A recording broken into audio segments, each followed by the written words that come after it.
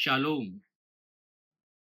आज मैं आपके साथ फाइट फॉर द फेथ, विश्वास की कुश्ती विषय पर आपसे बात करना चाहता हूँ।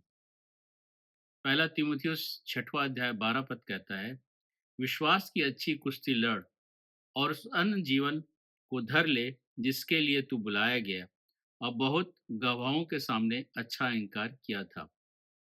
ये पौलुस तीमुथियुस को लिखता है और पहली पत्री में 6वां अध्याय के 12 पद में कहता है कि विश्वास की कुश्ती लड़। पौलुस तिमोथीस को समझा रहा है कि तू दूसरे बातों में न फंस, अपने आप को दूसरे कामों में न फंसा के रख, बल्कि विश्वास में अपना फोकस लगा के रख। क्योंकि तिमोथीस जवान था और उसके पास बहुत से आकर्षण थे। संसार में बहुत सारी बातें थी जो उसको अपनी ओर आकर्षित करती थी। इसलिए पौलुस उसको सचेत कर रहा है कि तू अपने विश्वास पे फोकस कर और हर प्रकार से जो तेरे विश्वास को कमजोर कर रही है उससे लड़ाई लड़, ताकि तेरा विश्वास मजबूत बना रहे। तू अपने विश्वास पर फोकस रख। जो भी संसार की बातें हैं, बुराइयां हैं, शारीरिक अभिलाषाएं हैं, उससे लड़, ताकि अपने विश्वास को बचाए रख।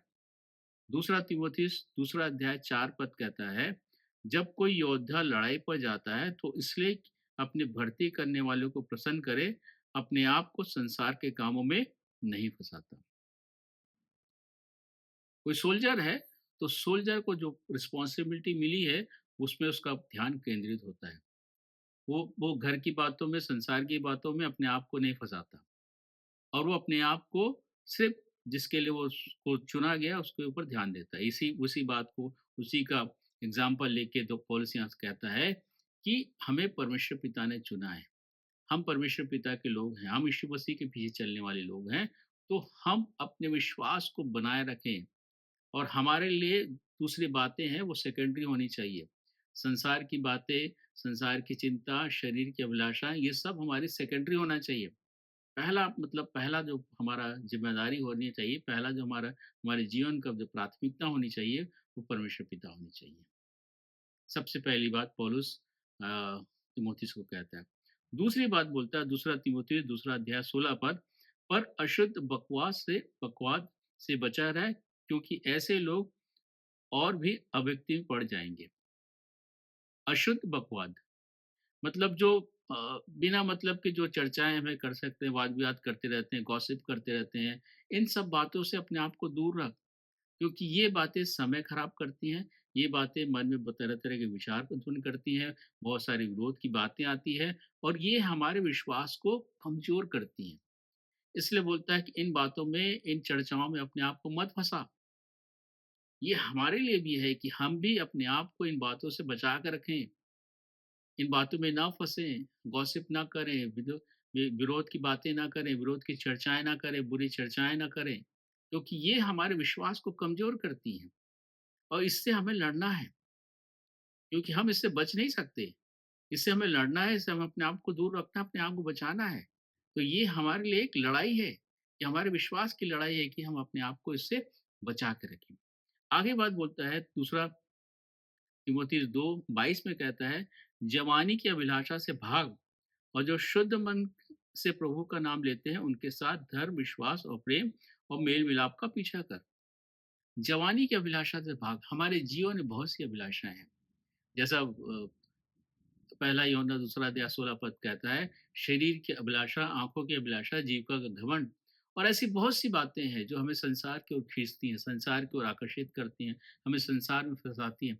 उनसे हमें लड़ना है। हमें विश्वास को बचाने के लिए उनसे लड़ना है। ये अभिलाषाएं हमें हमें हमारे विश्वास को कमजोर करती हैं और परमेश्वर पिता से, यीशु मसीह से दूर लेके जाती हैं। इसलिए हमें इनके विरोध में लड़ाई करने की आवश्यकता है। इनसे अपने आप को बचाने की आवश्यकता है। जैसा पौलुस तीमुथियुस को कहता है, वैसे ही आज हमारे लिए भी उतना ही ज़रूरी है कि हम अपने आप को इन अभिलाषाओं से बचा के रखें। इन अभिलाषाओं के विरुद्ध लड़ाई करें और अपने आप को बचाएँ, अपने मन को शुद्ध रखें। क्योंकि सबसे पहले जो बात होती है मन में अटैक करती है और वहीं से हमारा पूरा शरीर कंट्रोल में आता है। इसलिए अपने आप को मन को शुद्ध करना है, इन अभिलाषाओं से अपने आप को बचा के रखना है। और दूसरा तीमुथियुस 3 अध्याय 1 से 5 में लिखा है, यह जान रख कि अंतिम दिनों में कठिन समय आएँगे, क्योंकि मनुष्य अब स्वार्थी, लोभी, डिंगमार, अभिमानी, निंदक, माता-पिता का आज्ञा टालने वाला, कृतघ्न, अपवित्र, माया रहित, क्षमा रहित, दोष लगाने वाला, असंयमी, कठोर, भले का बैरी, विश्वासघाती, ढीठ, घमंडी, परमेश्वर को नहीं वरन सुख विलास ही के चाहने वाले होंगे। ये भक्ति का भेष तो धरेंगे पर उनकी शक्ति पर न मानेंगे। ऐसों से परे रहना। ऐसों से परे रहना मतलब पौलुस यहाँ तीमुथियुस को बता रहा है, जो बुरी संगति है उससे अपने आप को बचा कर रखना। हमारे लिए भी है। जब हम अपने विश्वास में बढ़ रहे हैं तो हमें अपनी संगति पर ध्यान देने की आवश्यकता है, क्योंकि संगति जो है वो हमारे हमारे विश्वास को कमजोर करती है। बाइबल ये भी कहती है कि बुरी संगति अच्छे चरित्र को बिगाड़ देती है।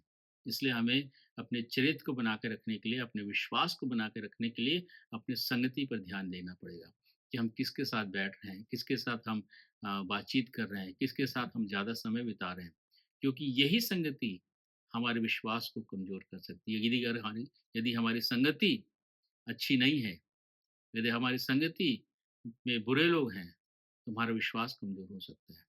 इसलिए हमारी संगति के ऊपर भी हमें ध्यान देने की आवश्यकता है, इससे लड़ाई करने की आवश्यकता है, उस संगति से, उस वैसे जगहों से अपने आप को निकालने की आवश्यकता है, उस जगह से अपने आप को अलग करने की आवश्यकता है, ताकि हमारा विश्वास बचा रहे।